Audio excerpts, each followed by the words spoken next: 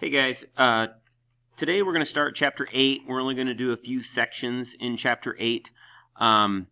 So far this semester we have been dealing pretty strictly with right triangles, okay? So a triangle that has a right angle. But not all triangles have right angles. And if it doesn't, it's called an oblique triangle. And this would be an example of an oblique triangle. Notice how they've labeled everything. The angles, they use capital letters, A, B, and C. The lowercase letters we use for sides, little a, little b, little c. And also notice that the big A and the little a are across from each other. That's important. They don't just randomly throw letters there. The little b is across from the big B, and the little c is across from the big C. Okay, and that's going to be important today because today we're going to use something called the law of sines to solve these non-right triangles. So to refresh your memory, to solve a triangle means that they're going to tell you some things about the triangle, and then you're going to find everything that they didn't tell you. So down here, for an example, you can see they're going to give us 3 pieces of information, but there's 6 pieces of information altogether, so we're going to have to find the other 3, okay? Now, the law of sine says that there's some relationships going on between these sides and these angles. What it says is that if you take the sine of angle A, if you create a ratio, okay? If you take the sine of angle A and divide it by its opposite side, which is little a, you will get the exact same answer as if you took the sine of angle B and divided it by little b, or you took the sine of angle C and divided it by little c. All 3 of these ratios are exactly equal to each other. So if you take any 2 of them, you can set up a proportion. You can say that the sine of A over little a is equal to the sine of B over little b. And if you remember, you can solve proportions by cross-multiplying. So that's what we're going to be doing today. You could also set up these 2 ratios, sine of A over A equals the sine of C over C, or you could set up these 2 to create this. Okay? Now, what's important is that you have a match. You're going to hear me say that a lot. You have to have a match. You have to have either big A and little a, or you have to have big B and little b, or you have to have big C and little c. But you've got to have matching letters to be able to use the law of sines. Also remember, the 3 angles of a triangle always add up to 180. So if they give you 2 angles, we can always find the 3rd angle. Okay, so that's the law of sines, and let me show you how to solve a triangle using it. So first off, here's what they're giving us. Big A is 50. Big C is 20, and little a is 3. So if you want, you could draw a picture of a triangle, and you could label the 50, the 20, and the 3 right there. But you don't have to. Okay, what we're going to do is we're just going to use these ratios to find the 3 letters that they didn't tell us. Okay, the first thing I'm going to do is I'm going to recognize that I have a match.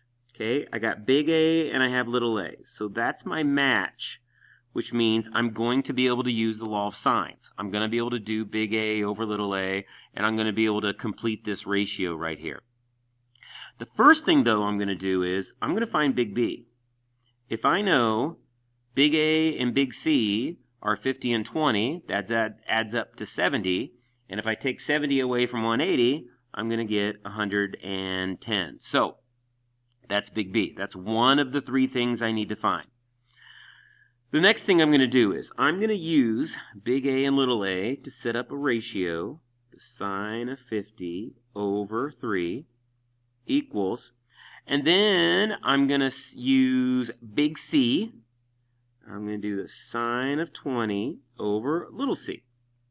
And now I'm going to solve this by cross-multiplying. I'm going to take the sine of 20 times 3, so 3 times the sine of 20.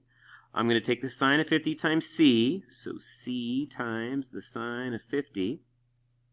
And I'm going to solve this by plugging it into my calculator. Okay, so I'm going to take 3 times the sine of 20, 3 times the sine of 20 equals, I'm going to leave that decimal in there. Don't write it down or round it or anything. Just leave it in there.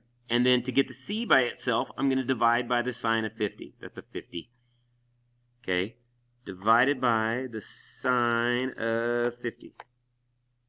And that's what I'm going to get on my calculator. Okay? 1.339426, whatever. Now, I need you to round your answers to 1 decimal place. Okay? So we're going to round to the tenths. So I'm going to look at the hundredths, which is a 3, and that's going to tell me to leave that 3 alone. So C is 1.3. Now, this is important. When you take the test over this, the test is going to be online, and it's going to be fill in the blank. The computer is only going to recognize certain answers. If you put 1.33, it's not going to recognize that. If you let the 9 round this 3 up to a 4 and you put 1.34, it's not going to recognize that. It's only going to recognize answers that are rounded correctly to the tenths place. So that's going to be important. Okay? All right, now, one more thing to find. I don't know little b, but since I know big B, I can find little b. I'm going to start off, I'm going to use the same ratio that they gave me. I'm going to do the sine of 50 over 3 equals, and the sine of 110 over little b.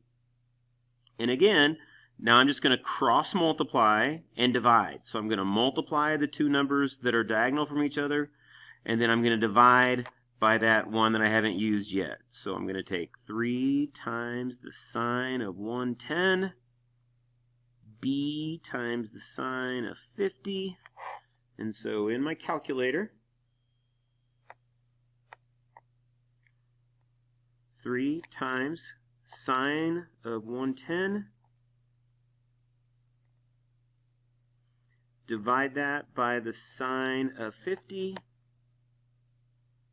All right, so that's what little b is going to be. Little b, we're going to round to the tenths, so that 8 is going to tell us to round the 6 up to a 7. So 3.7, and now I have solved that triangle.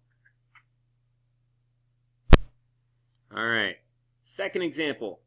So what they give us? They gave us A, B, and then they gave us little c. Okay, so first off, you may notice that we don't have a match. I have big A, but I don't have little a. I have big B, and I don't have little b. But whenever they give you two angles, you can always find that third angle right away.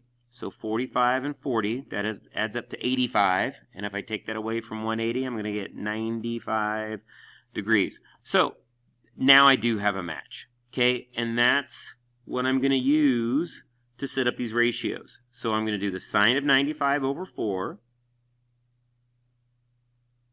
equals, and then I'm going to use big A to find little a. I'm going to do the sine of 45 over A, and now I can solve that. I can also set up a ratio, sine of 95 over 4 equals, and then I'm going to use big B, sine of 40, to find little b.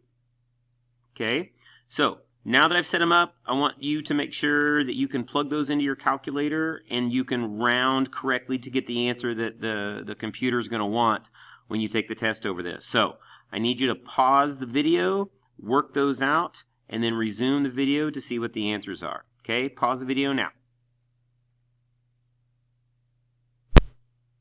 All right, so here's the answers I got. I got A is 2.8 and B is 2.6.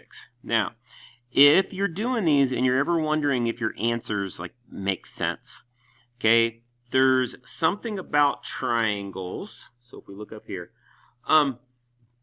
if you look at this side B is the longest side of this triangle, and angle B is the biggest angle. So when you're looking at a triangle, the biggest side always has to be across from the biggest angle.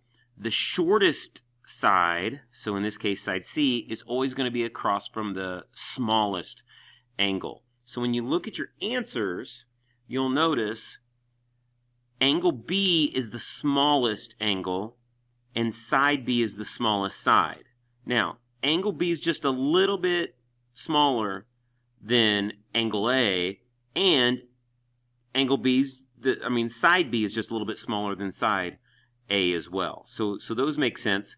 And then angle C we found was 95, and again, that makes sense. This is a much bigger angle than these two, and the side across from that angle is much bigger than those two. So all these answers make sense, so I've got a pretty good idea that I probably did these correct.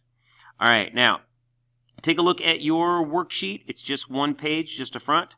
Work on these, and then you can submit those online. Thanks.